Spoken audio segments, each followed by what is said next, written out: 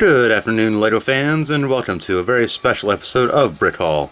I come to you finally, if you hadn't guessed it by the video title, from my Lego City, here to do a walkthrough finally, show you everything there is to see and do in the metropolis known as Brickton. It's taken a lot of time to figure out how to properly edit all this together. This is all very new to me, YouTube is in general, but so I thought I'd have a go at this and see what happens. See if any more technical errors or glitches happen. I'm only tempting fate. But before I get really into that, I'd like to say a thank you to my father, whom without any of his help, none of this would have been possible. So thank you, Dad, for supporting your child and to getting into toys once again. It's quite fun. Even he plays with it. So, you know, Lego isn't limited to just children. Just to let you all know that. But I guess you kind of guessed my position on that already. So anyway, without further ado, this is my Lego City, known as Brickton. It is basically on a 8x4 piece of plywood, supported by basically 2x4 pieces of wood, countersunk, and the edges sanded off into a round corner so it doesn't jab me in the gut all the time. The overall thing was covered with basically green felt to give it kind of a nature look. Its overall color matched with the old style green that Lego produced in the early 90s or so, and they have since moved on to bright green, which you can see there in the shot. So really I tried to match it with that green, but the overall effect is still pretty awesome, I must say so myself. So the basic city is split up into two different sections: the Old Town and New Town. The New Town here is basically made up of 4 different modulars, which we will get to in a minute, and the Old Town is made up of mocks and 2 different old-style buildings. The Downtown Diner was my very first modular and really drew me into Lego as a whole after quite a long hiatus. Its 50s aesthetics really drew me in. It reminded me a lot of my childhood, which I used to go to car shows with my father at Cruising to the Hops. So this is really quite a nostalgic trip for me. The second modular added to Newtown was the Detective Agency, with the Highlander Billiard Room and Al's Barbershop, both of which harken back to some childhood memories of mine, where I used to play pool with a lot of my friends and get my haircut, obviously. So both of which really made me drawn to this set, which by the point of me buying it had been retired. So I had to go through Bricklink in order to buy this set. Definitely worth it. Definitely worth it. Have a lot of fun with it, and as you can see, I added my big screen to the side of it so I could do some filming in the back alley.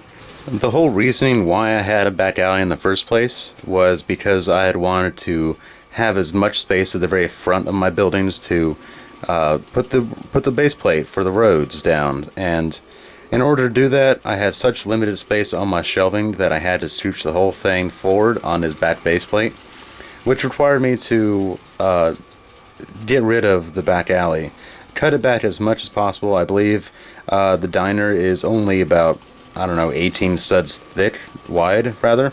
So really, its profile was rather thin at the time, so I was able to fit both them and the street on my shelf.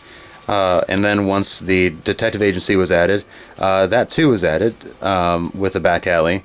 But once I got into the other modular buildings, I decided to forego the whole idea because, you know what, they were corner buildings and, you know, a lot harder to do. And so this is basically, the back alley is basically a remnant of my old city before it became a city, when it was just literally a street. These two were side by side. The big screen, I believe, was covered up. And yeah, a lot has changed since then, and I'm glad that they're still part of my city. The Grand Emporium was the third building added into my Lego City. Now a growing metropolis, my citizens needed a place to shop. However, with a place to shop, there were plenty of ne'er-do-wells and criminals lurking about, ready to snatch up anything with their drones and whatnot. Thankfully, I have plenty of cops in my city now, who have jetpacks apparently. So, what do you know? This set was given to me by my mother, who was so thoughtful enough to get me a very, very cool set like this. It was, by the point of me getting it, it was very, very retired. So I'm not really sure where she even got it. But it has been a great addition to my city. And before I move on, if you see the offset there, that's because I added the back alley, and shows how much further the downtown diner is pushed comparatively to the Grand Emporium. All modular sets are supposed to be flush with each other, but with my back alley, I couldn't quite do that. I did have ideas to push this one forward, but I would have lost that awesome mosaic on the front, or at least it wouldn't have been as awesome. So, you know, I moved on. Nice monkey, pal. The Lego Corner Garage was the final Lego modular that I added into my city, although I'm sure it won't be the last one. Its unique color scheme and overall design really drew me in, on top of the fact that it was a garage at the bottom that looked so old-fashioned that I couldn't pass it up. Its overall design was really unique, and it's really just added a whole lot into my city. It was probably the most anticipated Lego set I had the entire year, so by the time December rolled around, I definitely had a spot for it alone. So no wonder my surprise when I got that and the Emporium on the same day. Totally surprised, but I definitely had to do a lot of remodeling ever since. So that's kind of also why I have such a Lego table going on. The part of town that takes up the most of my Lego city space would have to be Old Town. It is primarily made up of a whole bunch of mocks and some official sets, but basically what I would consider a dense commercial part of town. The focal point of which, when you enter my room at least, is the train station. Those of you who are keen-eyed will notice that this is the Winter Village train station, which was released, I believe, a year or two ago. But basically, I didn't like the winter color scheme, because that would require me to go throughout my entire city and add snow. A lot of white bricks. I wasn't doing that. So I recolored it, rebricked it by buying a whole lot of these bricks on Bricklink. How many times can I say brick? So yeah, I recolored it based on the Southwest Californian sort of mission-style barrel-tiled roofs. Since I had seen a couple of train stations like that, I thought it was appropriate. And speaking of trains, this is the 40th anniversary remake of the 7810 train. One of the very first, actually I think it is the very first Lego train released by Lego. I've since motorized this version and added a coal car with the battery pack. And if you noticed a constant buzz or noise throughout the video, it is because of this guy. And I have learned my lesson and will not be running him the rest of the video. I just wanted to point him out as of now. But yes, the rest of the back alley here is rather wholesome. There's some kids playing some hockey. There's a little back of the toy store and pineapple store. But heaven forbid you go on the other side of the track. It's a little chaotic out there. Moving on from the train station, we have this miniature carnival taking place. Shoot the can, win a prize. It's only one booth, but hopefully I'll be able to expand this into maybe a merry-go-round or something else. But yeah, this area is kind of in flux, which is why it's overall dominated by a construction crew just aimlessly working on some sort of very important task, I'm sure. But yeah, if anyone's really collected Lego in the last couple of years, you've ended up with a lot of construction vehicles. So this is pretty much my usage for that kind of thing. My favorite part of Old Town is the food cart emporium here. Basically, this old parking lot was converted into a spot where people can come and put all their food trucks and get a whole lot of business. Now only reduced down to 2. There was an ice cream truck, but it has since been kicked out for another pastry shop. This has been my favorite part of town, and also one of the oldest, because I just end up with so many food-related vehicles. The very first of which was the city pizza vehicle there. Has a really cool guy inside with an awesome mustache. He has since become Chef Excellence and one of my favorite minifigures. Behind that is the hot dog emporium, I guess. I don't have an official name for that one, but it's really kind of just a little hot dog cart. An old minifigure there, and got quite a line. There in the very far corner is the burger bar, part of a fire rescue thing. You can kind of see the flames in the very back of the burger there, and appropriately there's a fire station right behind it, so it kind of ties the two together quite nicely. Slightly obscured is this coffee chain restaurant, just a little tiny booth with a little barista having fun inside.